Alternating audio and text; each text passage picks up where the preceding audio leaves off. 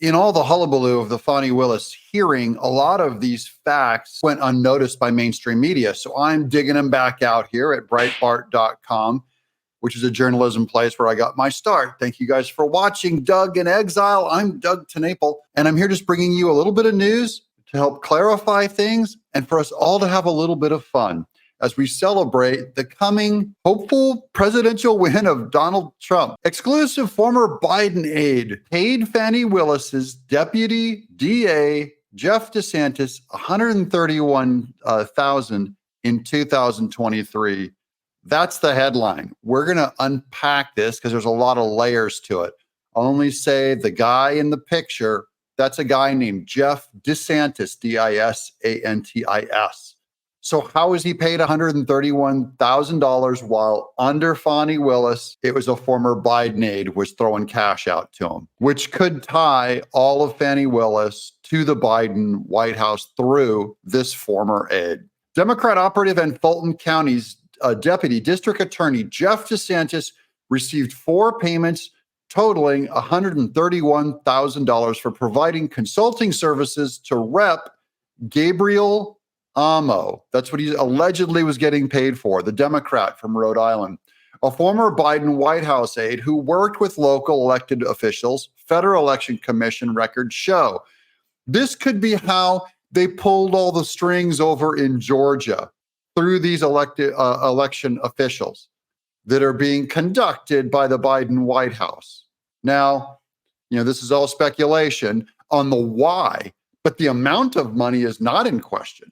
$131,000 was paid to this guy. DeSantis's payments were previously unreported. Oops, it's always a cover-up, guys, before the stuff gets flushed out. DeSantis was working at County District Attorney's Office while operating a consulting firm named, quote, 2020 Insights LLC, unquote. Sources told Breitbart News deputy district attorneys would likely have to sign an oath that prohibits them from working outside their county employment agreement. DeSantis' oath, if he signed one, remains undisclosed. Now, remember DeSantis, we just did a piece on him last week, that he is the kind of the hatchet man who was on the inside of DA Fani Willis's office.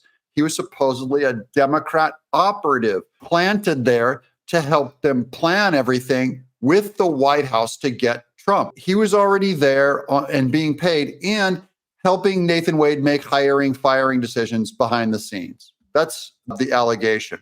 And that came out, I can't remember who that came out through, but I do know that this story checks out. And of course, I trust Breitbart. This is the itemized disbursements committee, Gabe Amo for Congress.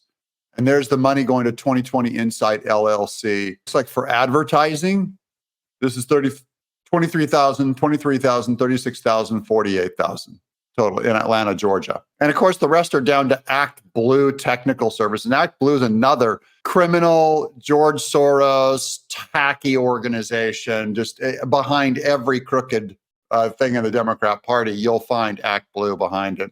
It is also curious that DeSantis contracted with Amo, who worked in the Biden administration as the deputy director of the White House Office of Intergovernmental Affairs before running for Congress in 2023.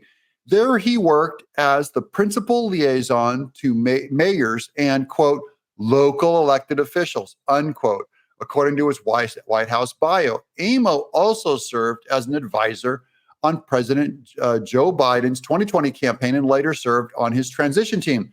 Another weird thing that stands out to me on this local elected officials thing, it was George Soros that said he was going to point all of his money at smaller down ballot Democrat victories, including attorney generals throughout the states. So smaller local elected officials, this guy could be the kind of guy that George Soros had helped disperse and organize all of his evil efforts. Quote, that is the connection to the White House, unquote. One source told Breitbart News, quote, DeSantis did this. Jeff DeSantis, he's the one. He's the one pulling the strings. He was the one that walled her, Willis, off. He was in every important meeting. He is the brainchild behind this. So in case you're wondering if Fani Willis is smart enough to pull this off, and she does indeed seem really dense, not enough to pull off a conspiracy this size, DeSantis was the guy in the office, her buddy. DeSantis is a wealthy and successful Democrat operative. He ran Willis's 2020 campaign and raised $4 million. He had over $4 million in donations for running the district attorney's race, one source told Breitbart News about DeSantis' fundraising. Why would you want to take a major pay cut to get a $70,000 or $80,000 prosecutorial job, the source asked. I have no idea why. Why did he take a pay cut to take this job? He's getting paid some other way, guys. DeSantis has professional experience far greater than the average county employee. So he's a brainiac of some kind. He was the former executive director of the Democrat Party of Georgia with extensive knowledge of campaign finance law.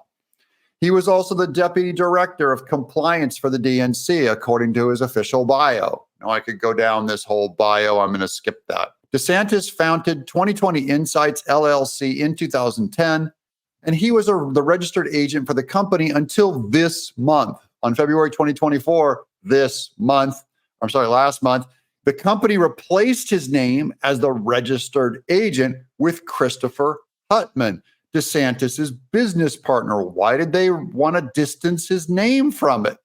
I wonder. The timing of the change is suspicious. 2020 Insights LLC replaced DeSantis as the registered agent just weeks before Willis testified about her affair with fellow Trump prosecutor Nathan Wade, and the 2 days after a court filing alleged Willis's romantic relationship with Wade. State of Georgia, Secretary of State, Corporations Division. There's the name change. We're going to go skip down a lot of this, but there's Jeffrey Joseph DeSantis as registered agent name. And there's the new agent name down below. Christopher Huttman is the new guy. As Breitbart News exclusively reported, Wade is a prosecutor on the Trump case, and he elected the office employees, unquote. So he's the one who selected all of the people who work at this office. He's the man. A source told Breitbart News, Wade was a key decision maker on which employees to hire or fire with the district attorney's office following her election victory in November of 2020, according to multiple sources familiar with the Wade and Willis relationship. We're going to break out more on this. I wanted to get you caught up on this snake. This is a key man that kind of went flying past everybody's radar. I don't see anyone in mainstream news talking about Jeff DeSantis. Well, you heard it from Breitbart, but also reported right here on Doug in Exile.